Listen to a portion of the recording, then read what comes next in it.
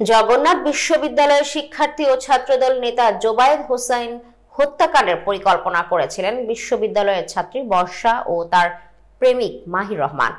মঙ্গলবার সকালে বংশাল থানার ওসি রফিকুল ইসলাম এ তথ্য নিশ্চিত করেন। তিনি জানান, বর্ষা ও মাহিরের 9 বছরের সম্পর্ক ছিল, কিন্তু বর্ষা পরে জোবায়েদের প্রতি আকৃষ্ট হন। পরে সম্পর্ক ভেঙে গেলে প্রতিশোধ নিতে তারা জোবায়েদকে হত্যার পরিকল্পনা করে। গত 25 সেপ্টেম্বর থেকে পরিকল্পনা শুরু হয়। হত্যার দিন মাহিরের সঙ্গে আরো 2 বন্ধু ছিল এবং তারা নতুন 2টি সুইচ গিয়ার কিনে অপরাধে ব্যবহার করে। ওসি আরো জানান, প্রাথমিক জিজ্ঞাসাবাদে বর্ষা স্বীকার না করলেও মাহিরকে মুখোমুখি করার পর পরিকল্পনার সত্যতা মেলে।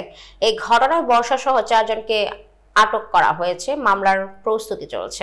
জোবায়েদ ছিলেন জগন্নাথ বিশ্ববিদ্যালয়ের পরিসংখ্যান বিভাগে 2019-20 শিক্ষাবর্ষের শিক্ষার্থী। কুমিল্লা জেলা ছাত্র কল্যাণের সভাপতি ও শাখা ছাত্রদলের আহ্বায়ক সদস্য। তিনি পুরান ঢাকার আরমানিটোলায় এক ছাত্রীকে প্রাইভেট পড়ানোর সময় খুন হন। ঘটনার পর শিক্ষার্থীরা বংশাল থানার সামনে বিক্ষোভ ও তাঁতীবাজার মোড় অবরোধ করে।